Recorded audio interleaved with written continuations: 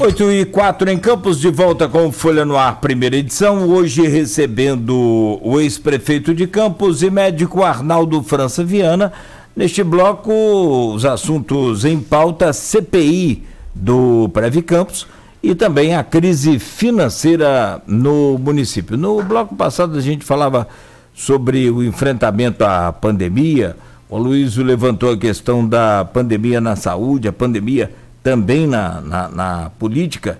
Eu acabei fazendo uma pergunta aí, Aloysio, com sua permissão, e a do Arnaldo, eu repito essa pergunta, porque o que mais se discute hoje no mundo todo é essa novidade. A última pandemia que o mundo viveu foi em 1918, com a gripe espanhola.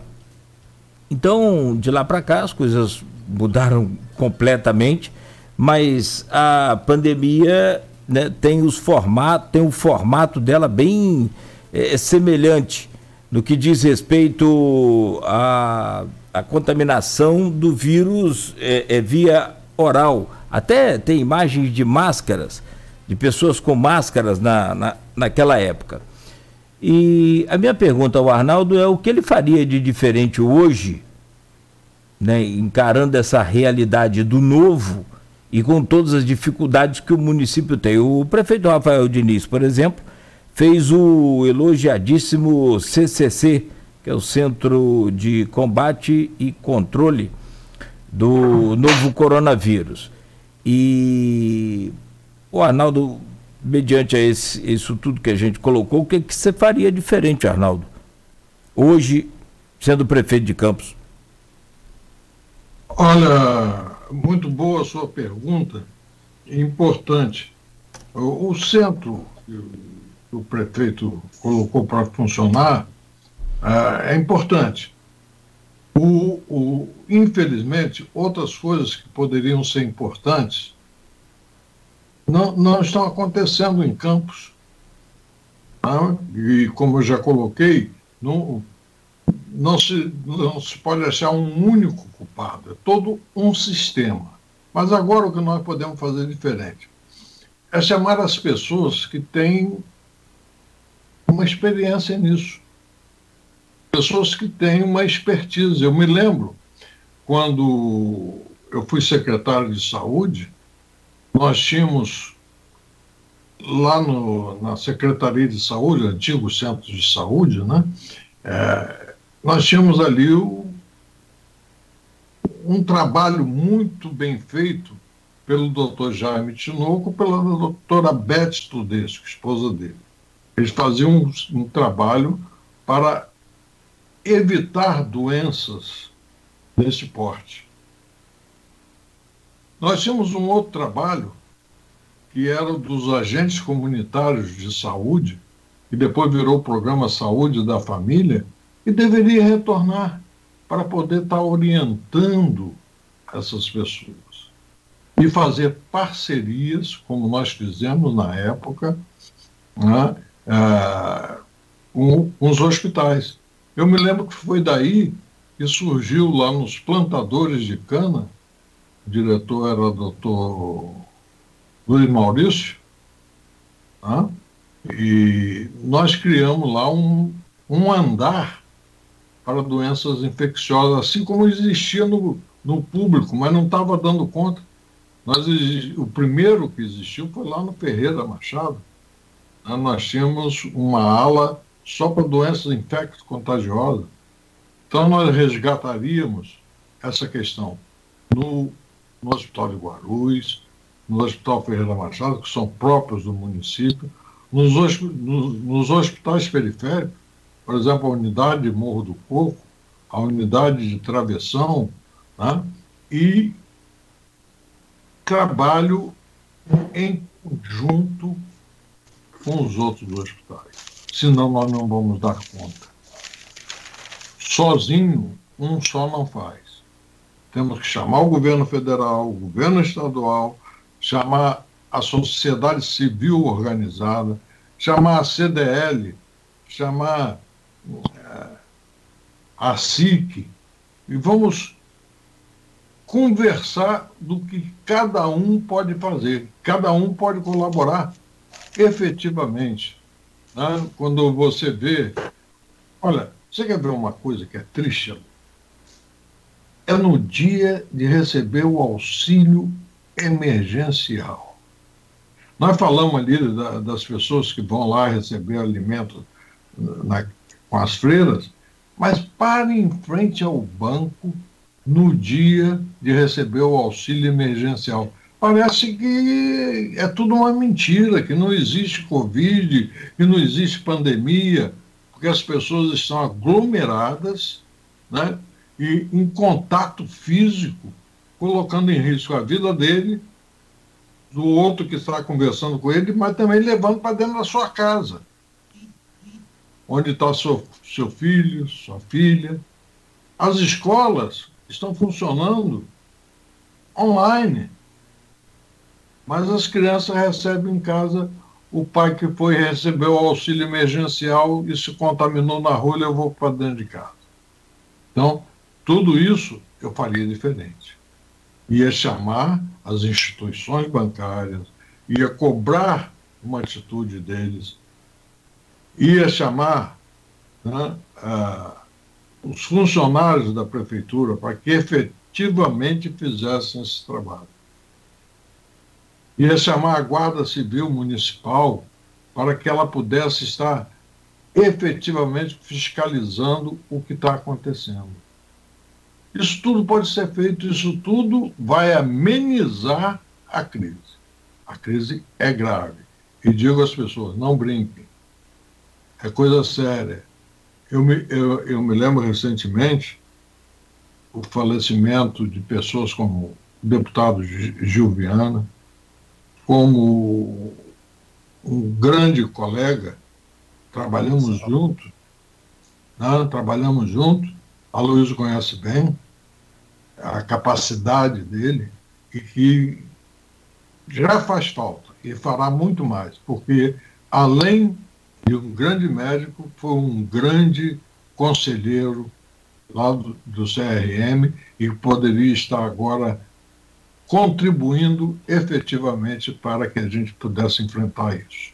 E foi o doutor Marcou Mossalem.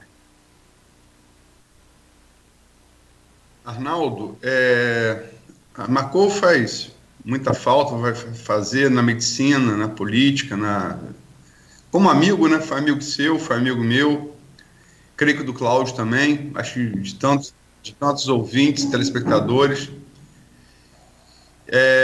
Agora, em relação, e fica aí nosso eterno carinho, abraço e respeito.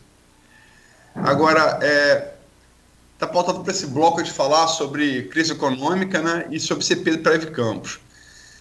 A CPI do Prev Campos, o relatório foi lido na última terça-feira e trouxe,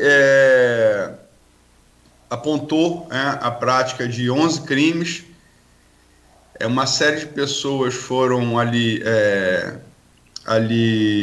acusadas, né, de estarem envolvidas com a prática desses supostos crimes. Tem que lembrar que uma CPI é uma comissão parlamentar, demanda ainda do Ministério Público oferecer denúncia, demanda, né, a investigação, se essa denúncia vai ser acatada ou não pela Justiça e como a Justiça, se entender por julgar, como é que ela vai julgar.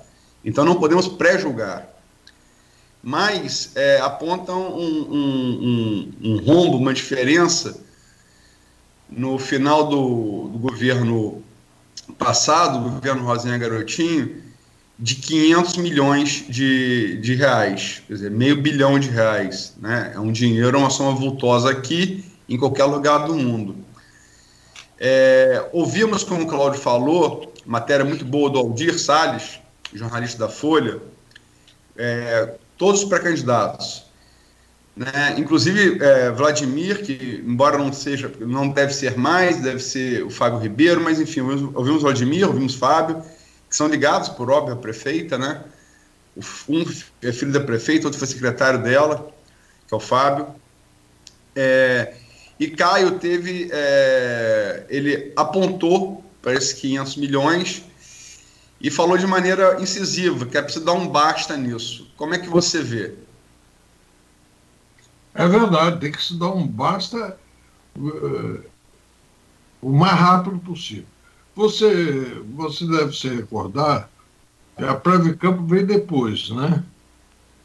Nós tínhamos um outro instrumento, depois se transformou em a Caprev. Era Caprev. Né? Eu me lembro que nessa época até nós chamamos uma pessoa para trabalhar lá e era muito boa, competente, tinha história. E foi o doutor Jonas Lopes de Carvalho Filho, o neto. Filho. Né? Júnior, aliás, Júnior. O Joninhas. Ele É. fez esse trabalho lá durante um período, transformamos na Preve Campos. Depois, realmente, a gente vem acompanhando que a Preve Campos está com uma dívida muito séria, sobretudo com aqueles que mais precisam. E como resolver isso? Não é fácil. Foi outro tema que eu conversei muito com o meu filho. Como vamos resolver isso? Porque o cobertor é curto. Você vai fazer isso e o que sobra para você investir? O que vai sobrar dessa conta? É uma conta muito difícil. Mas, olha, nada como a vida. A vida nos ensina. E vamos buscar parceria. Eu me lembro, e você se lembra dele, porque eu acho que ele foi até entrevistado por você na época, um camarada que trabalhava na Petrobras, Eloy Fernandes de Fernandes. Sim. Né? Trabalhava junto até, tinha ele na Petrobras e tinha o Davi, genro do Fernando Henrique. Petrobras não, na ANP, Agência Nacional de Petróleo. ANP, Agência Nacional do Petróleo. Então você vê que você busca parcerias, você não pode ter vergonha de buscar parcerias com quem pode ajudar. E hoje eu só vejo uma solução para Campos: parceria. É o setor produtivo junto com o poder público para que a gente resgate isso. E que CPIs sejam CPIs para melhorar e não para perseguir ou levar vantagem. Eu participei de muitas CPIs, eu já sofri CPIs, né? Eu participei de CPIs tanto aqui como lá em Brasília e via cada coisa. Eu só não vi boi voar, mas o resto a gente via. Agora mesmo, nós estamos vendo aí um deputado que foi do PDT, eu trabalhei com ele, o Paulinho da Força, Força Sindical, está enfrentando um problemão por conta de CPIs. Não sei como que ele vai recuperar isso, mas foi um problema muito sério. O próprio presidente do meu partido, quando foi ministro do Trabalho, né, sofreu também, o Carlos Lucas, também sofreu o estudo. Então nós temos que estar preparados para isso, e é por isso que eu digo ao Caio: se junte, você tem que ter o seu núcleo político, mas tem que ter um núcleo de confiança que te ajude a enfrentar todos esses problemas, essas pandemias burocráticas que, se não tomar cuidado, você acaba entrando um caminho obscuro que você não sabe aonde vai chegar. E eu tenho certeza que o Caio, hoje, e espero que os outros candidatos também estejam assim, preparados para enfrentar. Eu falei candidato, mas na verdade são pré-candidatos. Pré-candidatos, é bom frisar. Né? Eles têm que se preparar. Aproveite esse tempo para se preparar. Pelo que se vê, as eleições vão acontecer mais tarde. Então, te dá mais tempo de se preparar politicamente, mas, sobretudo, ganhar experiência para enfrentar os graves problemas do município. E sozinho, eu volto a afirmar, ninguém vai conseguir. Ninguém. Não tem salvador da pátria. Né? Nós temos é que buscar o entendimento com todos aqueles que podem ajudar. Né? E o Caio tem conversado comigo e ele já entendeu essa mensagem. E até me deu outras, né? Eu tenho aprendido muito com ele, isso também é verdade. É a juventude, poder me dar ideias novas, né? Para que eu possa ajudá-lo depois. Porque se eu também não me reciclar, como é que eu vou ajudar um jovem que vem cheio de gás, seja ele quem for, como candidato, e depois assumir a prefeitura? Eu quero poder contribuir com qualquer um deles que vença, porque principalmente eu sou campista, nasci aqui. Nasci ali na Avenida Pilínica, na Rua Pereira Nunes, né? E quero poder contribuir com a cidade que me deu tudo. Campos me deu tudo. Se hoje sou médico, foi Campos que me deu. Se eu fui prefeito, foi Campos que me deu. Se eu fui deputado, foi através de Campos, né? E hoje, se eu sou um homem feliz, foi graças a Campos. Arnaldo, agora sim, esse bloco, a hora de falar em crise econômica, ele foi pautado para isso, além da Previ Campos.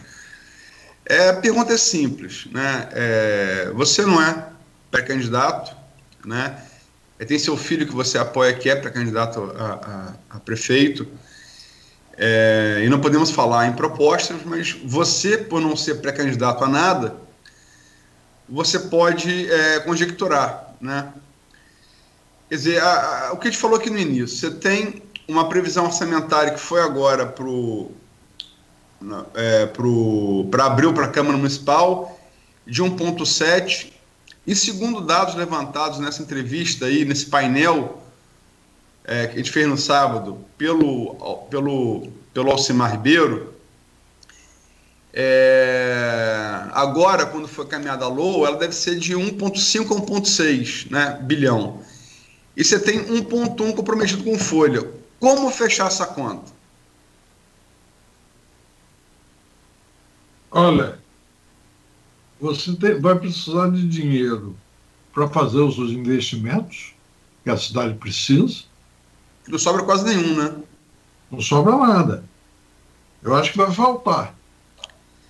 E aí vem aquela indústria, é uma indústria, de ficar o prefeito sem poder cumprir e ter que estar fazendo suplementação ao orçamento. Olha, Luiz, eu já tive que fazer suplementação quando fui prefeito. É um negócio terrível, porque você não sabe aonde isso vai parar. É tão fácil, rapaz. Eu fico pensando, eu tenho que administrar minha casa. As finanças domésticas eu tenho que administrar. As dívidas existem. Faça na prefeitura o que você faria na sua vida, o que você faria na sua casa. Se você não pode comprar uma televisão de 30 polegadas, compra aquela pequenininha. Se você não pode ter um carro do último modelo, ande de ônibus, ande a pé, ande de bicicleta. Tudo tem um momento que você tem que passar por sacrifícios, mas sacrifícios que podem ser a salvação do futuro. Eu acho que nós vamos viver um momento de grande sacrifício, mas Campos tem que ser reestruturado. E eu tenho a certeza que qualquer um dos pré-candidatos, se tiver amor a Campos, vai conseguir tirar Campos dessa fase obscura. A gente ouviu aqui, estou vendo aqui nos comentários, tem vários comentários, tem muito poucas perguntas, né, mas tem várias intervenções. E comentário que eu sempre comento com o Cláudio Nogueira aqui, né? Partidário de um, partidário de outro, é a briga de foice no escuro. E tem alguns comentaristas dizendo que não seria você, seria Caio que teria que falar. Caio já deu uma entrevista aqui no Folha no Ar, como já deram também Vladimir, Rafael, Odisseia, Beethoven, Roberto Henriques, e vamos nessa semana agora fazer com os que ainda faltam. E o Roberto Henriques, que você conhece bem, quando esteve aqui no Folha no Ar, ele falou, ele classificou de, entre aspas, modelo perdulário, o que teria sido instalado, segundo ele, no município a partir do seu governo, que teria inchado a máquina pública com o incremento das receitas de petróleo, que começaram, a PE começou a ser paga em 99, né? E que isso teria sido, na visão dele, mantido nos governos Mocaibe e Rosinha. O que você tem a dizer sobre essa visão de Roberto Henriques? Eu acho que o Roberto Henriques é um ingrato, porque quem já fez muito por ele. Me lembro até como eu assumi a presidência do partido em Campos. E o Roberto deve se lembrar também. Houve uma intervenção no partido em Campos graças à gestão do senhor Roberto Henrique, em que ele usou para outros fins o dinheiro partidário. Então, eu desejo ao Roberto que Deus toque no coração dele e que ele ache o caminho da luz, que é o que ele está precisando. Ele está precisando se reencontrar, né? Porque eu tenho um arrependimento. Quero até pedir desculpas aqui de público ao Alexandre Mocaibe. Eu fiz uma força terrível naquela época o Roberto ser o vice do Mocaibe. Desculpa, Alexandre. É o que eu posso falar do senhor Roberto. Mas, Arnaldo, o que a gente hoje está no descenso dos royalties, né? Quer dizer, logicamente que isso começou uma crise, porque o royalties de petróleo, fala muito de royalties, mas sempre recebeu mais PE do que royalties, né? Mas, enfim, receitas do petróleo. Isso é uma commodity internacional regida pelo dólar, que oscila muito.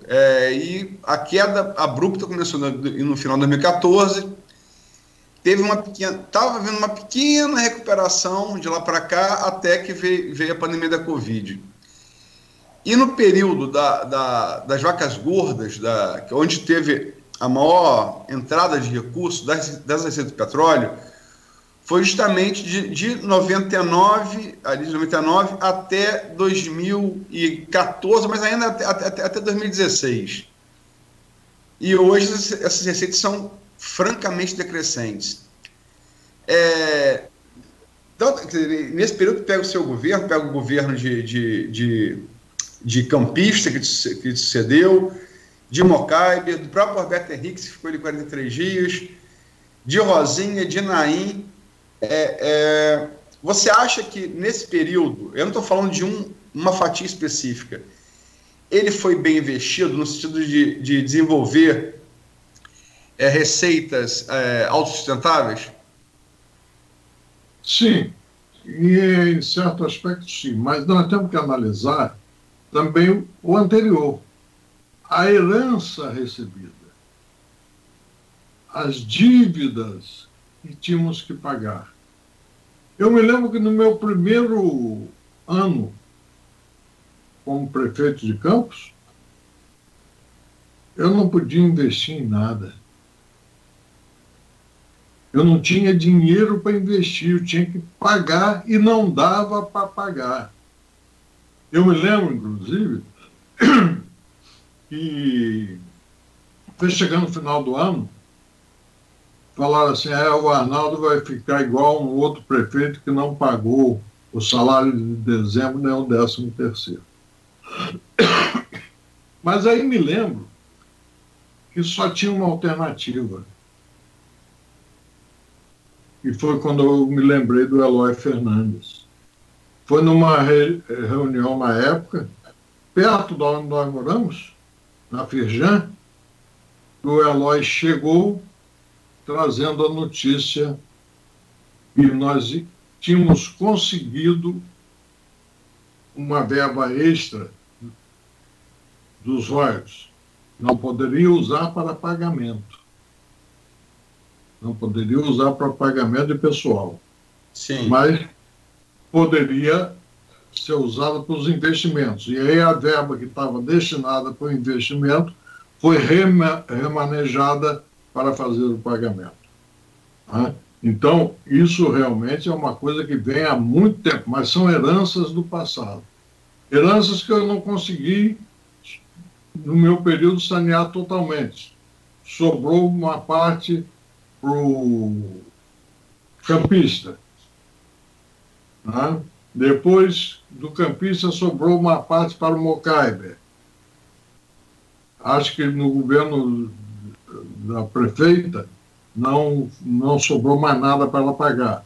Mas ela também fez investimentos equivocados, a meu ver, né, no meu ponto de vista, foram equivocados, e que prejudicaram muito a situação do Rafael Diniz.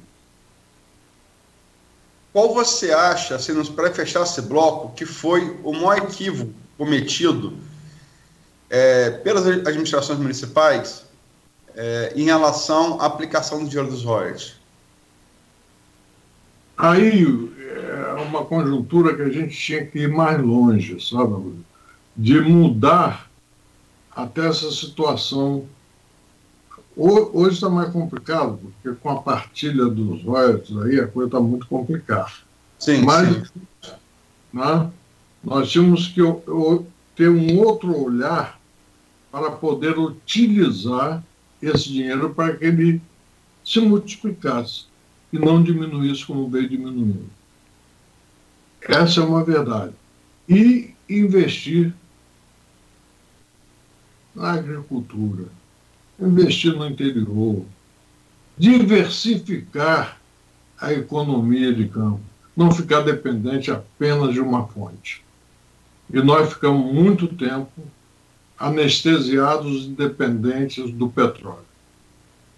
Nós temos que pensar, e foi daí que surgiu o Fundecam, o Fundecana, né? Foram instrumentos que nós fomos criando para poder diversificar a arrecadação do município de Campos. Porque senão, quem vai pagar essa conta, sabe quem é?